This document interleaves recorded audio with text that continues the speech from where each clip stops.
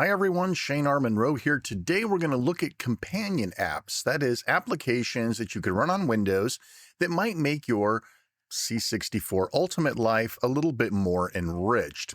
Now we've got 4 tools to look at here today. One of them is a clear winner.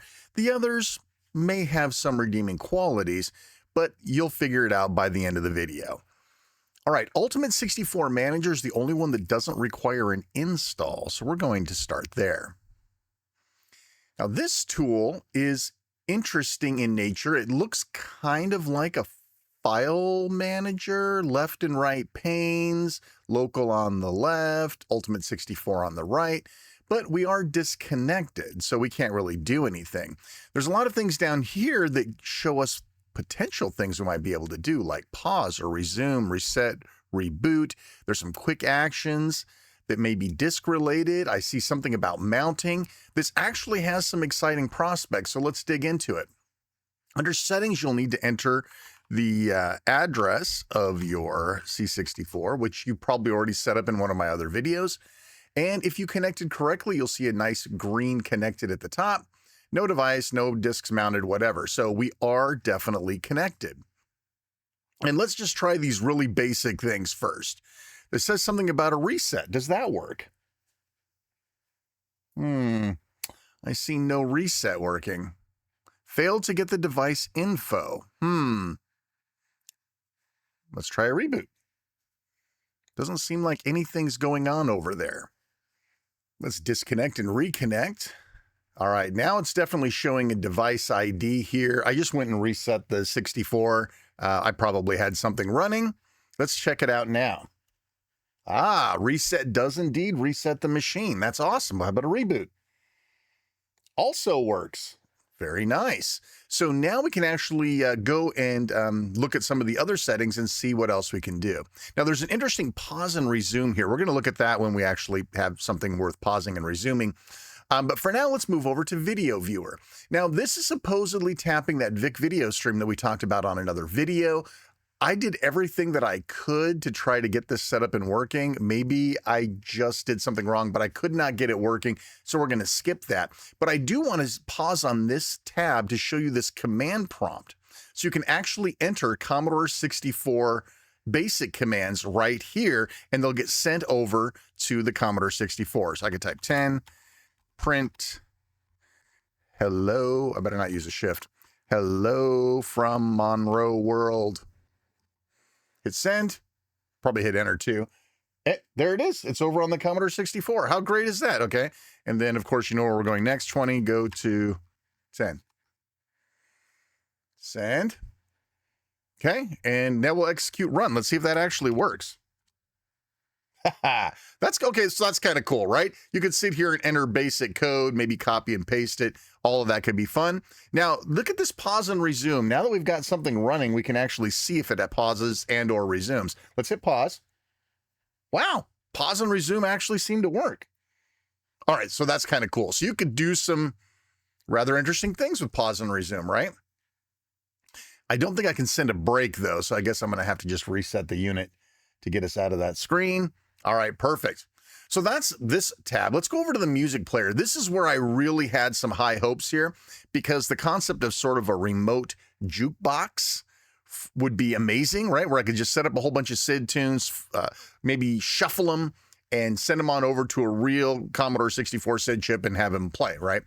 So you browse, and I've staged a handful of music here. I'm on a virtual machine today, folks. Just keeps everything cleaner. Let's go to music. And we'll go to Paul Norman. We'll select that folder.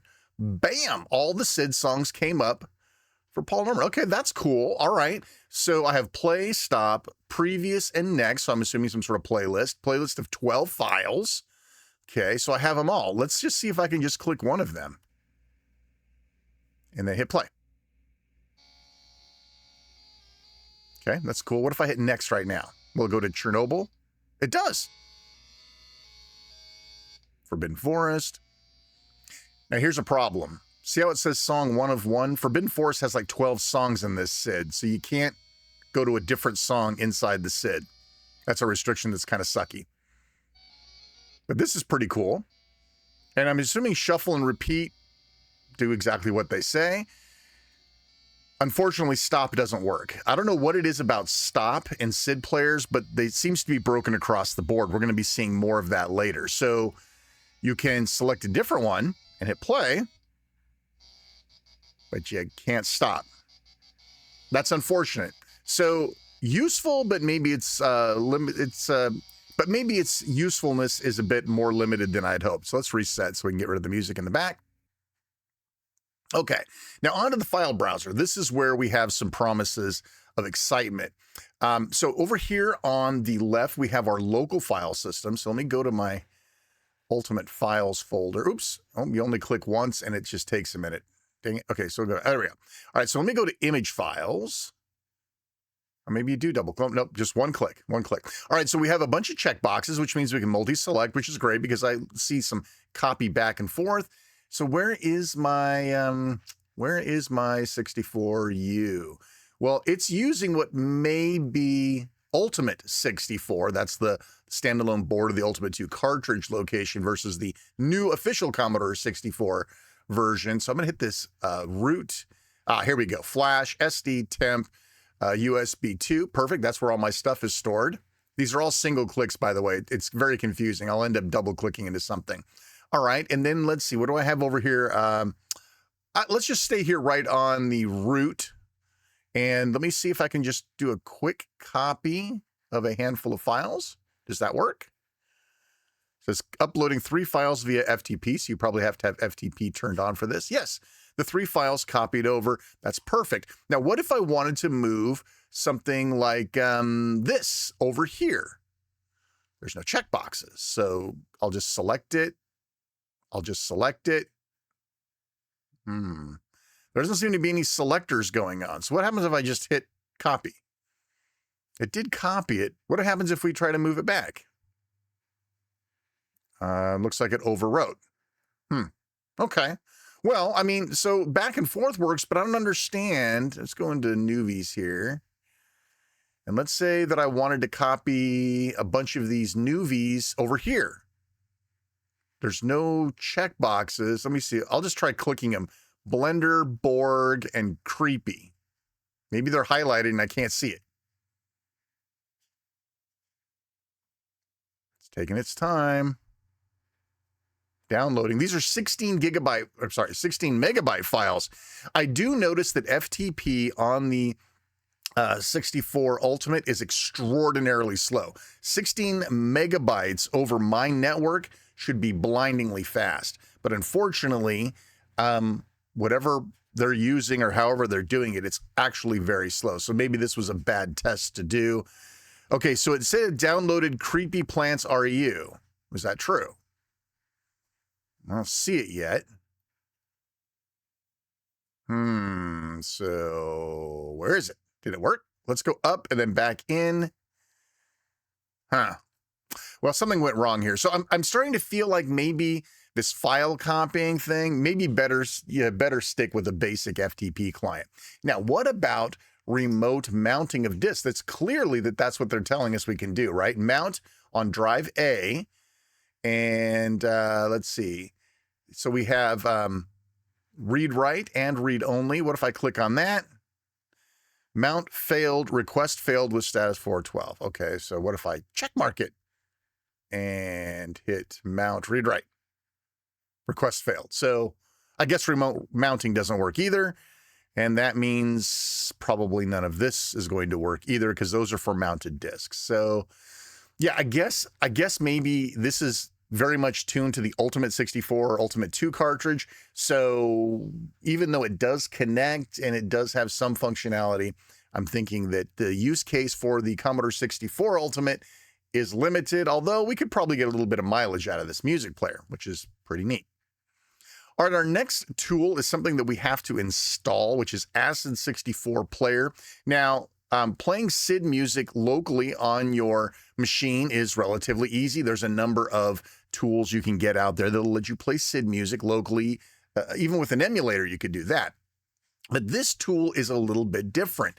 Its goal is to let you play music from your PC onto a real SID device, like an Ultimate 64. or 64 Ultimate. So let's go into our settings here, and we do need to scroll down to find the Ultimate device, 192.168.0.250. All right, and okay, so well, it says it can't find it, which is a problem that I saw when I used any sort of virtual machine. I have no idea why this is or why it does this. So I will bring it up on my local machine, and we'll test that separately. All right, so in this case, it does show that the Ultimate device is connected. Just real quick, I'll run down here and show you I entered the exact same thing. So I don't know what it is about the virtual machine that doesn't work, but it does not like it. But it does seem to like it here. So, all right, so what I've done is I've gone into Ron Hubbard's folder, right? And you can see all these songs. Now, you would think maybe it would play the song locally, but it doesn't. It actually plays it to a destination of your choosing. Now, you can have multiple devices here. You can see I've got an Ultimate device, which is the Commodore 64. So what would happen if I actually played a song? Let's grab Commando. Okay, now you can hear it probably through my microphone, but what you're really hearing is it over on the Commodore 64. So it did port it over there and is playing it on a, quote, real device. It is not playing locally, but you can also see it's also not showing any progress bar or anything, so something's definitely not connected. But what about hitting stop? Can we do that at least? Yeah, you probably guessed we can't. And unfortunately, right now, I can't reset it right now because this tool doesn't have a reset button, although I could walk over there and do it, right? Or I guess I could do it from a web browser, right? We can do that from my web browser, as we've mentioned before. Go to this tool and reset the machine. Okay, perfect. Well, that works for that. Okay, so it does indeed seem to be piping over there. So that works. But no stop, no play. I don't know if this will do any sort of sequencing. If I highlight a whole bunch of them, I guess I can't highlight a whole bunch of them. So let's say I start playing Chicken Song and then I hit next.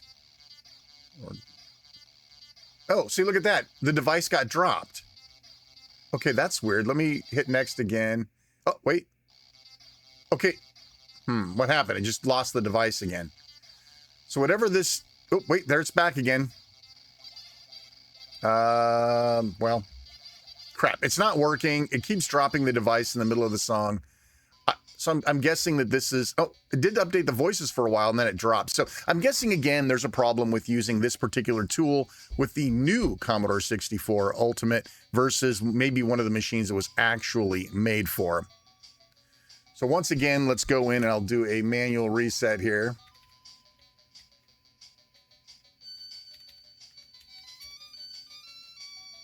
Cool tune.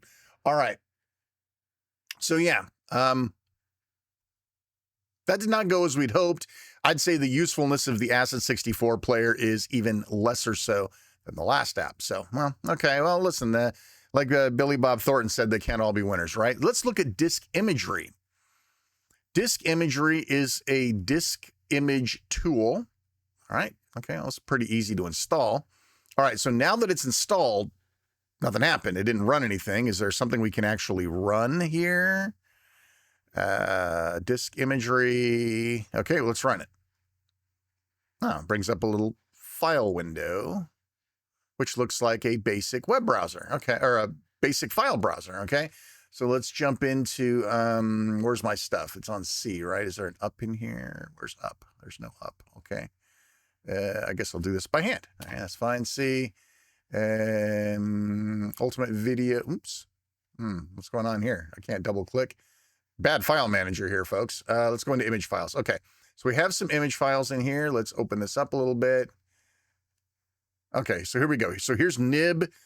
I got a PRG. I've got a D64 image. I've got a G64 image. Not sure what's going on here. Oh, wait, there we go. Something happened. Okay, hang on. Let me go back. Double click. No. Double click. No. Click this little thing here. Nope. Well, why did this one open? Maybe it doesn't handle G64 files. Let's try this one. Ah, there we go. Okay. So I can, how about a tape file? Oh, nope, doesn't do that. How about this one? Okay, that works. Okay, that works. Okay, so now basically when you click each one, you get a small window, a visualization window of what's on the disk image. That's kind of cool, right? It's a little bit disjointed here by having windows all over the place, but listen, modal stuff, people sometimes like that. And so what I have here now is a listing for a SID player with some songs, a SID player with a lot of songs, but somehow Gyrus is stuck in here. And then I've got something on this Ultravisum demo, which I know is going to cause us problems. Can it do a PRG? No. What about a nib file? No. Okay, so we're stuck with what we've got. What's in here? A new disk image. Oh, I was playing with this earlier. All right, cool.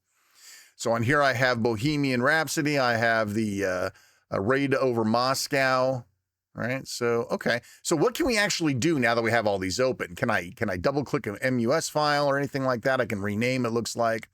What else can I do?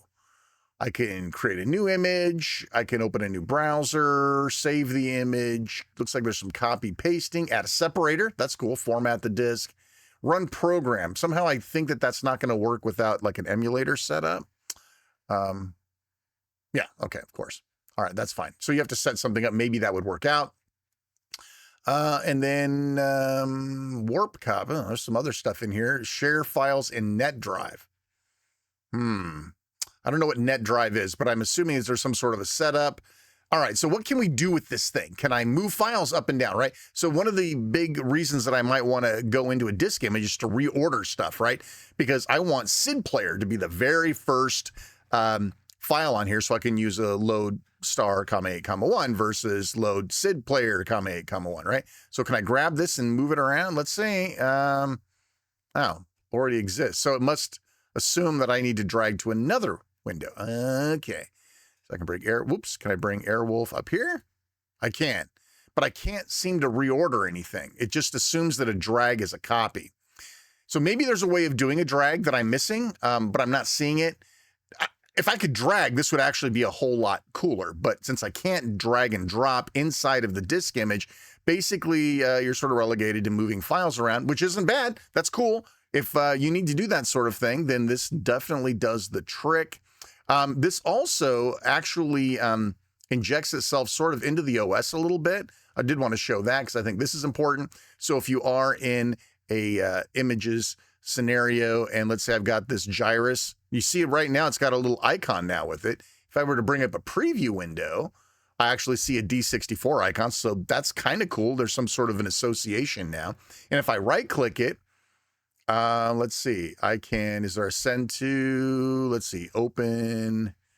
What if I open it? Okay, it opens up. So it associated itself with disk imagery. That's cool. I thought I saw something else too. Open with maybe. Yeah. And so it does kind of show up as a possible tool or a registered tool for that particular extension. So that's kind of cool. But unfortunately, that's sort of where the usefulness ends on this. So I'm going to go ahead and uninstall this because I don't want the functionality of this being mixed with, say, another tool that we're going to install next. So let's go ahead and uninstall this, and we'll go on to our next tool. All right, so our last tool that we're going to look at, of course, I've saved the best for last so that you don't leave disappointed, is Durmaster. This is the Swiss Army knife for working with files. With disk images, with tape images. Oh, wait, before we do that, install Windows Explorer Preview. Now that's exciting to me. That's exciting to me because I bet it's going to do something really cool. We're going to see that in just a second. Go in here. Let's not launch it just yet. Let's wait. So now if it says it merges itself into the preview window. Now File Explorer has one of these too, by the way. I'm using Directory Opus because I prefer Directory Opus, but if you're using Basic File Manager, it also has a preview window. So you could do the same things here that we're going to be doing on the other side, which is, check it out. Where's that SID player? Click. Look at that. Oh, it's kind of cut off a little bit here. Let's go in here. And there we go. Look at that. I can get a complete preview of what's on that disk image. Okay, that's cool. I mean, that's useful without even running the software, right? That's pretty cool. Let me go back to Opus because I find File Manager offensive. Let's go back here, go back to image files. What about nibs? Yes, it actually exposes nibs, which is great. PRGs? Oh, no go on the PRG thing. What about D64s? Yes. G64s? Yes. T64s? Yes. So we have access to looking at all of these in a preview scenario.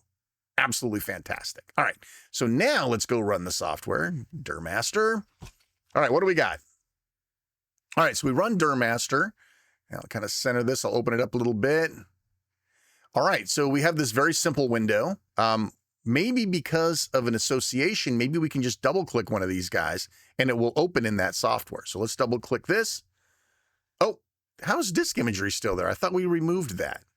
All right, now let's try it again. I think we'll find that this works as expected. There we go. All right, so now the files are associated with Durmaster and we can actually, oh, well, that's cool looking. All right, so let me get a couple more in here. New disk, right over Moscow, Q-Link, what else? That nib. All right, so now we can get rid of the file. Oh, here we go. Nice, nice. This is what I don't want windows scattered all over the place. I do like them right inside here. All right, so now I can see everything at once and everything's kind of here. All right, great. So let's go over some of the use cases we were just talking about with disk imagery. Can we move SID player above Gyrus so that it is the first program that runs? Drag it up there. Yes, it does. All right, cool. So that's a huge win. Can I drag and drop between? Can I drag this over here? Yes, perfect. Can I drag this over here? I can. And what else can we do here, right?